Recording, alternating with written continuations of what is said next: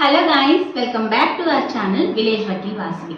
మీరు కనుక మన ఛానల్ మొట్టమొదటిసారిగా చూస్తున్నట్లయితే వీడియోకి లైక్ చేసి ఛానల్ తప్పకుండా సబ్స్క్రైబ్ చేసుకోండి. ఈరోజు వీడియోలో మన సబ్స్క్రైబర్ ఒకరు యాంటిసిపేటరీ బెయిల్, అలాగే ఎలాంటి సిచ్యువేషన్స్లో యాంటిసిపేటరీ బెయిల్ ఇస్తారు అది ఎక్స్ప్లెయిన్ చేయమని అడిగారు.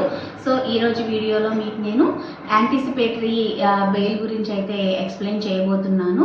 యాంటిసిపేటరీ బెయిల్ అంటే ఏంటి, ఎలాంటి టైప్ ఆఫ్ అఫెన్సెస్లో యాంటిసిపేటరీ బెయిల్ ఇస్తారు, అలానే గ్రౌండ్స్ ఏంటి, ఎవరు యాంటిసిపేటరీ బెయిల్ కోరుకుంటారు, అట్లనే దానికి సంబంధించిన ప్రాసెస్ ఏంటి, అట్లనే యాంటిసిపేటరీ బెయిల్ క్యాన్సిల్ చేసే అవకాశం ఉంటుందా. సో ఫస్ట్ అయితే అసలు యాంటిసిపేటరీ బెయిల్ అంటే ఏంటో చెప్పుకుందాము, అట్లనే అది ఏ సెక్షన్లో ఉందనేది కూడా చూద్దాము. యాంటిసిపేటరీ బెయిల్ అంటే మనకి ముందస్తు బెయిల్ అంటే జనరల్గా ఒక మనిషి మీద ఒక అలిగేషన్ వేసిన తర్వాత, అంటే కంప్లైంట్ ఫైల్ చేసిన తర్వాత, ఆ టైప్ ఆఫ్ అఫెన్స్ని బేస్ చేసుకుని తనని అరెస్ట్ చేయడం, ఆ తర్వాత బెయిల్ అప్లై చేయడం, అది బెయిలబులా నాన్ బెయిలబులా దాన్ని బట్టి అవంతా ప్రాసెస్ అయిన తర్వాత బెయిల్ వస్తుంది. కానీ యాంటిసిపేటరీ బెయిల్లో ఇంకా మనిషి మీద ఒక కంప్లైంట్ ఫైల్ అవ్వకముందే, ఇంకా మనిషి మీద అసలు ఎలాంటి ఎలిగేషన్స్ రాకముందే వెళ్ళి వాళ్ళు ఈ ముందస్తు బెయిల్ అప్లై చేసుకోవచ్చు. అదేంటి, వాళ్ళు మంచి వాళ్ళు అయితే అసలు ముందు బెయిల్ గురించి అప్లై చేసుకోవాల్సిన పని ఏంటి, ఒకవేళ వాళ్ళు చెడ్డవాళ్ళు అయితే, చెడ్డవాళ్ళు మీన్స్ ఏదైనా ఆఫెన్సెస్ అట్లా ఉన్న వాళ్ళు అయితే ఎందుకు అసలు యాంటిసిపేటరీ బెయిల్ కోర్టు ఎందుకు ఇస్తుంది అనేది డౌట్ ఉంటుంది కదా. సో కాబట్టి ఈ యాంటిసిపేటరీ బెయిల్కి సంబంధించి ఎవరు వెళ్తారు ఏంటనేది చూద్దాం. సో ఫస్ట్ సెక్షన్స్ చూద్దాము. ఫస్ట్ ఆఫ్ ఆల్ మనకి క్రిమినల్ ప్రొసీజర్ కోడ్లో 438లో ఉండేది సెక్షన్ 438. సో మనకి భారతీయ నాగరిక సురక్ష సంహిత వచ్చిన తర్వాత ఇది 482 BNSSకి వెళ్ళిందనమాట. సో అంటే సెక్షన్ నెంబర్స్ మారాయి కదా. సిఆర్పిసిలో it was in 430A, but బిఎన్ఎస్ఎస్లో ఇది 482లో అయితే ఉండడం జరిగింది. సో డెఫినేషన్ అక్కడ ఉంటుంది. అయితే సో ఇప్పుడు ఆ బెయిల్కి సంబంధించి ఇప్పుడు అసలు అది ఎవరు కోరుకుంటారు.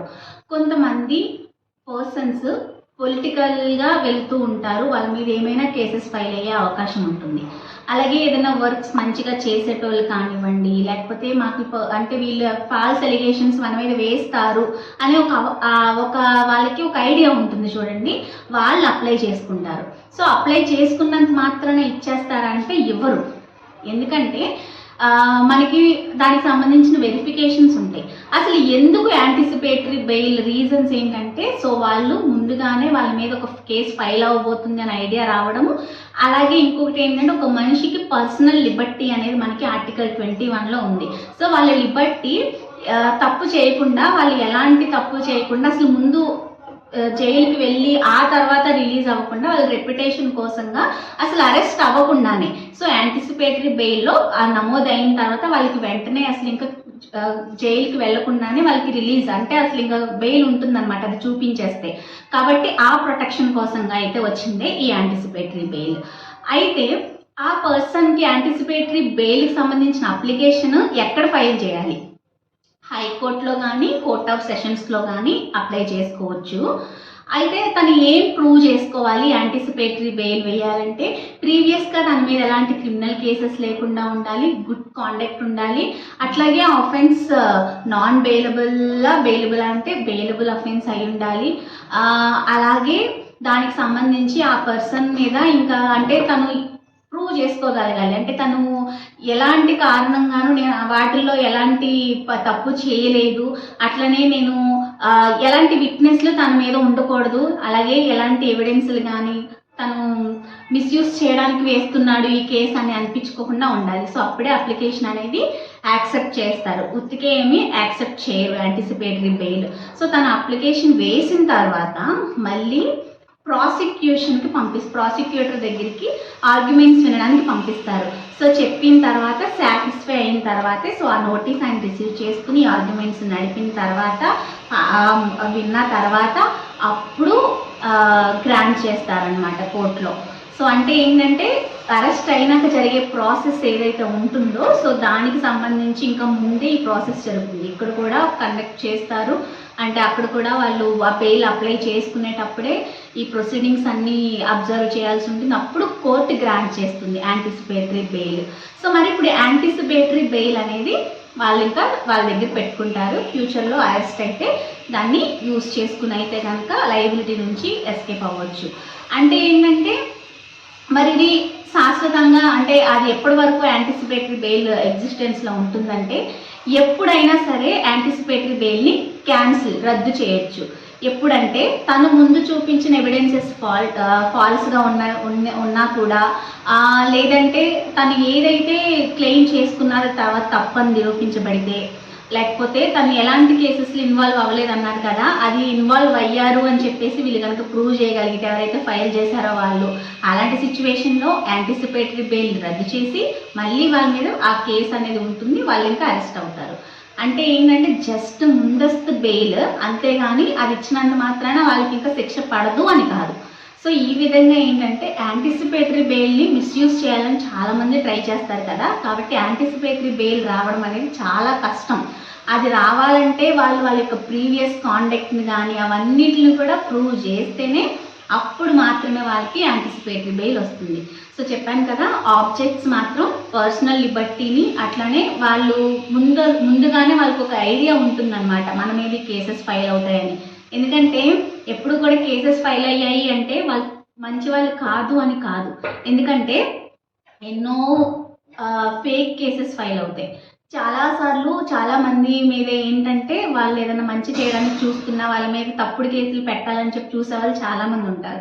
అలాంటప్పుడు మన పరువు పోకుండా మన రెప్యుటేషన్ కాపాడుకుంటూ ముందుగానే కోర్టులో ఈ బెయిల్ని హైకోర్టులో లేదా సెషన్స్ కోర్టులో అప్లై చేసుకుని మనం ఇవన్నీ ప్రూవ్ చేసుకుంటే కనుక, అంటే మన ప్రీవియస్ బ్యాడ్ కాండక్ట్ ఏం మన మీద ఉండకూడదు, ప్రీవియస్గా మన మీద ఇలాంటి క్రిమినల్ కేసు ప్రూవ్ అయ్యి ఉండకూడదు. సో ఇవన్నీ పరిశీలించి అలా ఇప్పుడు మనం దేనికోసం అడుగుతున్నామో దానికోసంగా నా యొక్క ప్రమేయం వాటి మీద ఏమీ లేదు కానీ నా మీద వాళ్ళు వేసే అవకాశం ఉంది అని చెప్పేసి ఖచ్చితంగా ఎవిడెన్స్లతో సహా ప్రూవ్ చేసిన తర్వాతే ప్రాసిక్యూషన్ సాటిస్ఫై అయిన తర్వాత మాత్రమే, ఆర్గ్యుమెంట్స్ జరిపాక మాత్రమే యాంటిసిపేటరీ బెయిల్ అనేది వస్తుంది. వచ్చింది శాశ్వతంగా కూడా ఉండదు. తర్వాత ఇంకేదైనా వాళ్ళ మీద సంబంధించి నిరూపించబడితే కనుక తప్పకుండా ఆ బెయిల్ని రద్దు చేసి యాజ్ యూజువల్గా క్రిమినల్ ప్రొసీడింగ్స్ అనేది నడుస్తాయి. సో ఇది మీకు what is meant by anticipatory bail and section of anticipatory bail, purpose, ఎలాంటి type of offence which means bailable or non bailable offence అయి ఉండాలి. అలాగే కండిషన్స్కి సంబంధించి ప్రాసెస్ ఏంటి, సో అప్లై చేసుకున్న తర్వాత ఈ ప్రొసీడింగ్స్ జరిగిన తర్వాత అప్పుడు ఇస్తారు. Whether can we cancel the anticipatory bail or not అంటే yes, court can cancel at any time. So ఫైనల్గా కన్క్లూషన్లో యాంటిసిపేటరీ బెయిల్ అనేది పర్సనల్ లిబర్టీని హెల్ప్ చేయడానికి, పర్సనల్ లిబర్టీని మనం పోగొట్టుకోకుండా మన లిబర్టీ మనకు స్వేచ్ఛ స్వతంత్రాలు అనేది మనిషికి ఉండేలాగా ఇల్లీగల్ కన్ఫైన్మెంట్స్ నుంచి కాపాడుతుంది. సో అడ్వాంటేజెస్ మీరు రాసుకోండి, అడ్వాంటేజెస్ అని పెట్టి ఇల్లీగల్ కన్ఫైన్మెంట్స్ నుంచి కానీ ఆర్టికల్ 21 తన యొక్క రైట్ టు లైఫ్ని ప్రొటెక్ట్ చేయడానికి యూజ్ అవుతుందని రాయండి. డీమెరిట్స్లో ఏంటంటే there is a possibility to misuse this provision. నిజంగా తప్పు చేసిన వాళ్ళు కూడా రాంగ్ ఎవిడెన్స్ని పెట్టి అది తప్పుగా చూపించి ముందుగా బెయిల్ తీసుకునే అవకాశం కూడా ఉంది అని చెప్పేసి మీరు డీమెరిట్లో కూడా మెన్షన్ చేయండి. సో ఈ విధంగా ఇంట్రొడక్షన్ నుంచి మెరిట్స్ అండ్ డీమెరిట్స్ వరకు కూడా రాసుకుంటే, అంటే సెమిస్టర్కి రాసుకునే వాళ్ళ కోసం ఇట్లా హెడ్డింగ్స్లా చెప్తున్నాను. అండ్ సబ్జెక్ట్ మాత్రమే నేర్చుకోవాలనుకునే వాళ్ళకి సో ఇది సబ్జెక్ట్. సో మీకు అర్థమైందని అనుకుంటున్నాను anticipatory bail and it's consequences.